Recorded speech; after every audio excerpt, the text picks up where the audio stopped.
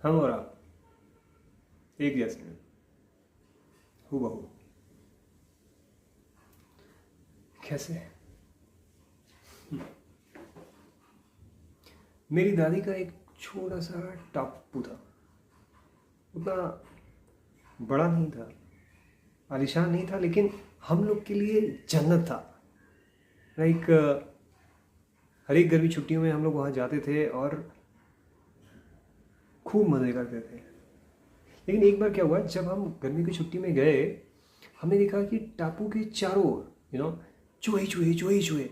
और फिर हमें लगने लगा कि अरे इतने सारे चूहे। तो हमें पता चला कि ये सारे चूहे नाव पे चढ़ के टापू पे आ जाते थे। टापू पे आ जाते थे और उसके बाद क्या होता था कि नारियल के पेड़ पे चढ़ के दिन भर नारियल चुगते रहते थे। अब इन चूहों को टापू से कैसे भगाया जाए? लेकिन जानते हो, मेरी दादी ने ये करके दिखाया। हाँ, उसने क्या किया, वो ड्रम होता है ना, ड्रम, एक बड़ा सा ड्रम लिया और उसके बीच में ढक्कन लगाया, ठीक है, और ढक्कन के चारों तरफ दाने के तौर पे जो है नारियल रख दिया। अब चूहा ऐसा चल के आता था ड्रम पे, ड्रम डगवाने लगता था और चूहा तुरंत ड्रम के नीचे सीधे। ऐसे करके एक एक चूहे जो है ना ड्रम के अंदर फंसते गए और टापू के सारे चूहे अब ड्रम के अंदर।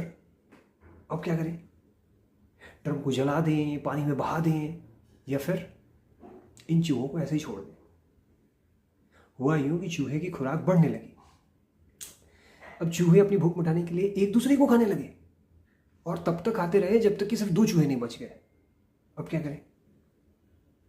इन 2 चूहे को जंगल में छोड़ दें, मार दें, छोड़ दिया जाए इन दोनों चूहे को। क्योंकि अब ये चूहे जो है ना नारियल नहीं खाते, ये चूहे खाते हैं सिर्फ चूहे, क्योंकि इनकी प्रकृति बदल गई है हमारी तरह, हूबहू।